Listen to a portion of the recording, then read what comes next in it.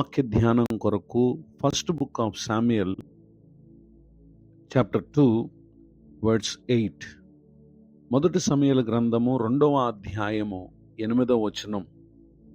దరిద్రులను అధికారులతో కూర్చుండబెట్టుటకును మహిమగల సింహాసనమును స్వతంత్రింప చేయుటకును వారిని మంటిలో నుండి ఎత్తువాడు ఆయనే. వాక్య ధ్యానం కొరకై ప్రార్థన. కృపగల మా తండ్రి, మీ కొందనాలు. నేడు చదవబడిన ఈ వాక్య భాగం ద్వారా మాతో మాట్లాడి బలపరచండి. యేసు క్రీస్తు నామములో ప్రార్థిస్తున్నాను తండ్రి, ఆమేన్. చదవబడిన ఈ వాక్య భాగంలో హన్నా తాను చేసినటువంటి విజ్ఞాపనలో పలికిన శ్రేష్టమైన మాటలను ఈ అధ్యాయంలో మనం చదువుతాం.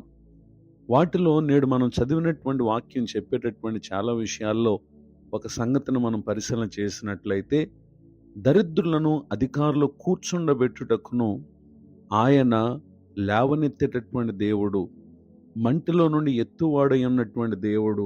నిజమే, భూమి మీద పలు పరిస్థితులు మానవ జీవితాన్ని, సమాజంలో దరిద్రులనిగా, పేదవారినిగా, విద్య లేని వారినిగా, ఆస్తి లేని వారినిగా, రకరకాల పరిస్థితులు చులకనగా చూడటానికి కొందరు జీవితాలు ఈ లోకంలో పలు కారణాల చేత వాటిని ఎదుర్కొంటూ ఉంటారు. అయితే అట్టి పరిస్థితులు ఎవరు ఉన్నప్పటికీ నిశ్చయముగా ప్రభువునందు ఎవరైతే విశ్వాసం ఉంచుతారో వారిని ఆయన మంటిలో నుండి ఎత్తువాడై ఉన్నటువంటి దేవుడు. హన్నా పెనిన్నా చేత పలు విధములుగా ఎన్నో నిందలు, అవమానాలు, బాధను ఆమె ఎదుర్కొంటూ వచ్చింది. ఆశ్చర్యకరమైన రీతిలో షిలోహు మందిరంలోనికి వెళ్ళి ఆమె చేసిన ప్రార్థన విన్నటువంటి దేవుడు ఏలీ గారి ద్వారా తెలియపరిచినటువంటి మాటను బట్టి మరుసటి సంవత్సరమునకు దేవుడు ఆమెకు కుమారుని అనుగ్రహించగా, ఆ బిడ్డను పాలు విడుచు వరకు ఆమె తన యొద్ద పెంచి మొక్కుబడి చేసుకున్న ప్రకారముగా ఆ బిడ్డను దేవుని మందిరములో ప్రతిష్ఠించుటకు, అక్కడ విడిపెట్టుటకు వచ్చి, ఆ తర్వాత దేవుని మందిరంలో ఆమె చేసినటువంటి విజ్ఞాపనలోని మాటలు ఈ మాటలు. నిజమే, ప్రతి ఒక్కరూ తమ జీవితంలో నేడు స్థితిగతులు బాగున్నా రేపటి పరిస్థితులు ఏ విధంగా మారిపోతాయో తెలియదు.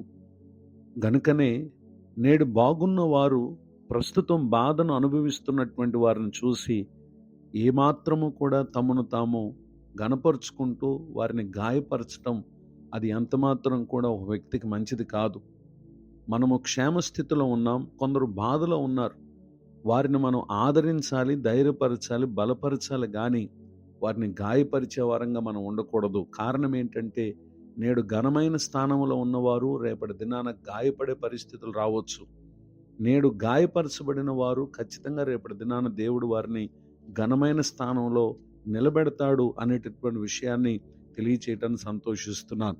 నాడు ఒక కుమారుని కొరకు ఆమె ఎంతో కన్నీరు కార్చింది. పెనిన్నా ద్వారా ఎన్నో గాయపరచబడేటటువంటి మాటలను ఆమె అనుభవించుతూ వచ్చింది. అయితే ఒక్క కుమారుడు కొరకు మాత్రం ఆమె విజ్ఞాపనం చేసి, ఆ కుమారుణ్ణి తాను మొక్కుకున్న రీతిగా దేవుని మందిరంలో ప్రతిష్ఠించిన పిమ్మట first book of Samuel chapter 2 words 20 and 21. మొదటి సమూయేలు గ్రంథం 2వ అధ్యాయము 20-21 వచనాలు. యెహోవా సన్నిధిని మనవి చేసుకొనగా నీకు దొరికిన ఈ సంతానమునకు ప్రతిగా యెహోవా నీకు సంతానమునిచ్చును గాక అని ఏలి ఎల్కానాను అతని భార్యను దీవించిన తర్వాత వారి ఇంటికి వెళ్ళిరి. యెహోవా హన్నాను దర్శింపగా ఆమె గర్భవతి అయి 3 కుమారులను 2 కుమార్తెలను కనెను. అయితే బాలుడగు సమూయేలు యెహోవా సన్నిధిని ఉండి ఎదుగుచుండెను. చదవబడినటువంటి ఈ వాక్య భాగాల్లో ఆమె మొక్కుకొన్న రీతిగా దేవుని సన్నిధిలో ప్రతిష్ఠించినటువంటి కారణము, దేవుడు సమూయేలుకు ప్రతిగా 5 బిడ్డలను అనుగ్రహించుట ఎంత ఆశ్చర్యం. ఒక్క కుమారుడు కొరకు విజ్ఞాపన చేసినటువంటి ఆమెకు 3 కుమారులను, ఆ తర్వాత 2 కుమార్తెలను ఇచ్చి ఆయన ఆమెను ఘనత కలిగినటువంటి స్థితికి దేవుడు నడిపించటం ఎంతో ఆశ్చర్యం.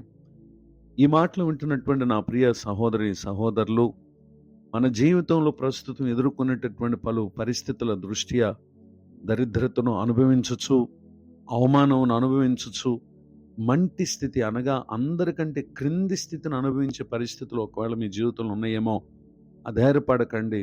దేవుని మందిరమునకు వెళ్ళండి. దేవుని సన్నిధిలో మీరున్నటువంటి స్థలాల్లో మోకరించండి.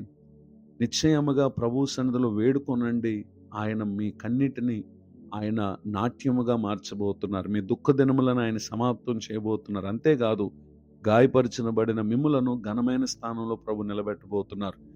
ఈ దీవెన పరిశుద్ధాత్మ దేవుడు మనకు అనుగ్రహించునుగాక. ఆమేన్. ప్రార్థన. కృపగల తండ్రి, వందనాలు.